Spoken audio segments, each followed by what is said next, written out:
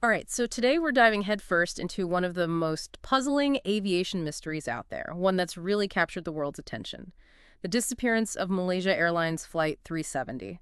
We've dug up official reports, technical analysis, even accounts from people who found debris, and we're going to try to piece together this incredibly strange puzzle. Yeah, it's a case that's fascinated people, for years and years. And it's no wonder, really. It's a story full of twists and turns, dead ends everywhere. A true mystery. For sure. So let's rewind a bit. March 8, 2014, an ordinary day, right? At Kuala Lumpur International Airport. Flight 370, a Boeing 777, all set to go to Beijing. 227 passengers, 12 crew members, everything totally normal, totally routine. Well, at least that's how it seemed. Yeah, no reason to think anything would go wrong, just a regular flight. But then, mid-flight, the unthinkable happens. Yeah. Communication just gone. No distress signals, no mayday calls, just silent. Like it vanished, just like that. Pretty much. And if that wasn't bad enough, this all goes down over the South China Sea. Not exactly known for being, well, calm and predictable. Right, right. So you've got this huge plane that just vanishes.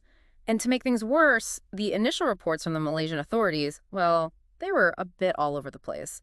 Felt like every new piece of information just made things more confusing. Yeah, those early days were definitely messy. Lots of conflicting stories. Like, at first they said 4 passengers had stolen passports. That obviously set off alarm bells. I mean, you think terrorism, right?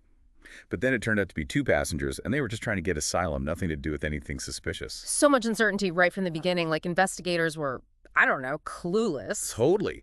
But then, get this, they finally released this military radar data that they had been keeping quiet, and it turns out the plane didn't even go towards Beijing at all. Hold on, seriously. They'd been looking in the wrong place this whole time. Hard to believe, but yeah.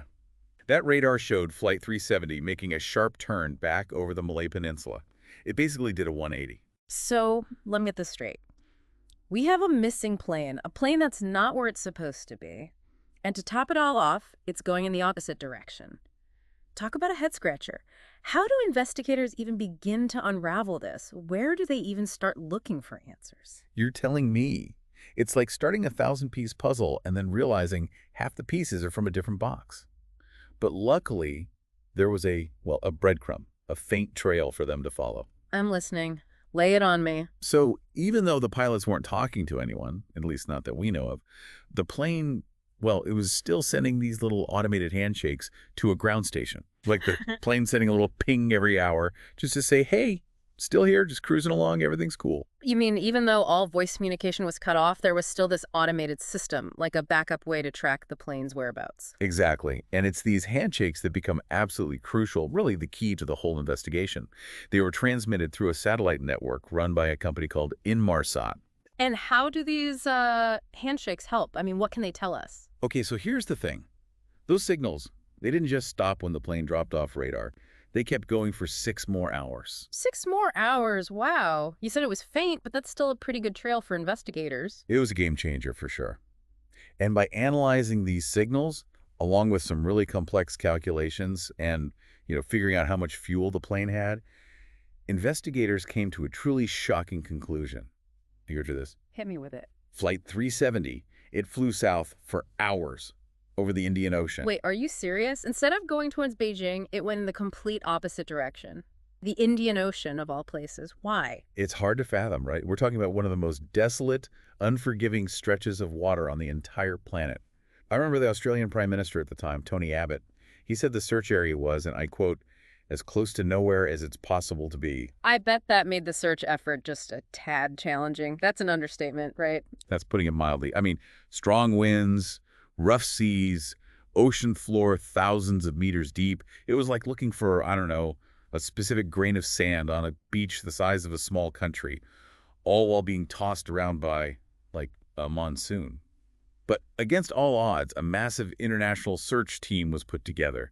They were determined to find this plane. So, did they find anything? Was there any sign of the plane in this new search area? Well, there were a few promising leads, just little glimmers of hope. They detected what they thought were signals from the flight recorder, specifically those underwater locator beacons they call pingers.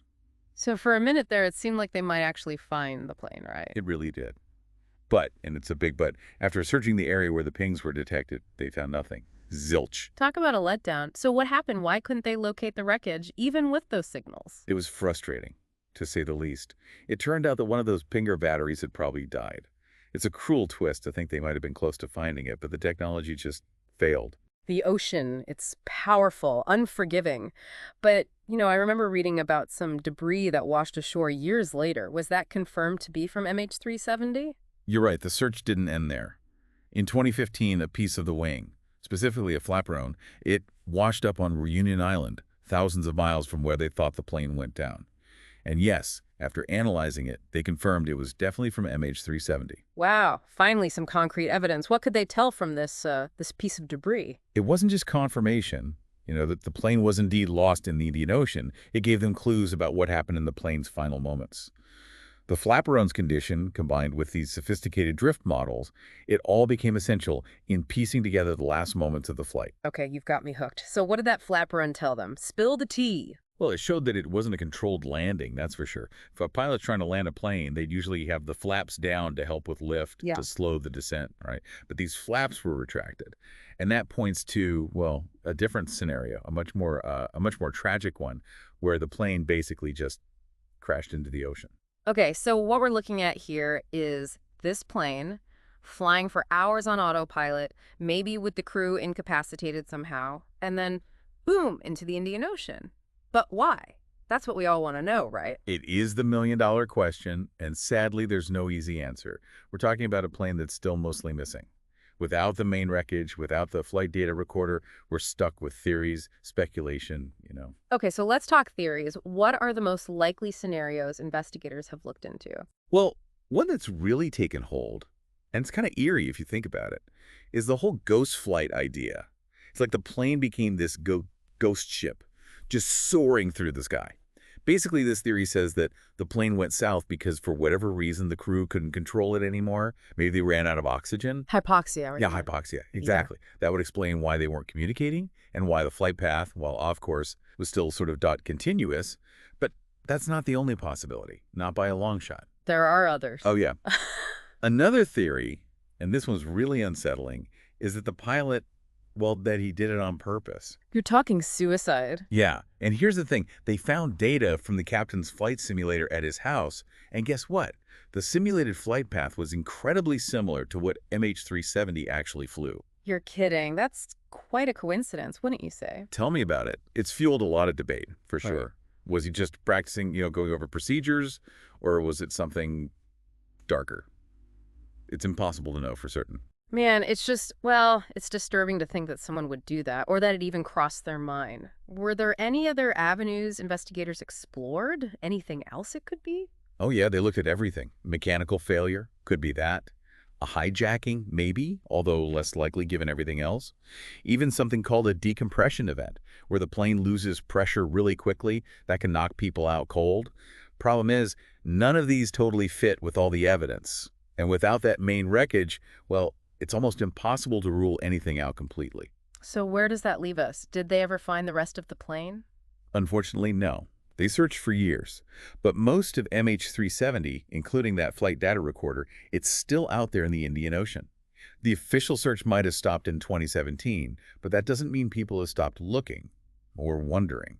I mean, a plane vanishing without a trace in this day and age is just mind-blowing. It really is. It's a terrible tragedy, no matter how you look at it. But the thing about MH370, it's not just a mystery. It forced the aviation world to take a hard look at how they do things. What do you mean? Think about it. Back then, planes only had to report their location every 30 minutes or so. That's a lot of time to go off course without anyone knowing. And those pingers, those underwater beacons, they only had a 30-day battery life. Not exactly ideal when you're looking for a needle in, well, the world's biggest haystack. Tell me about it. But hey, some good did come out of all this.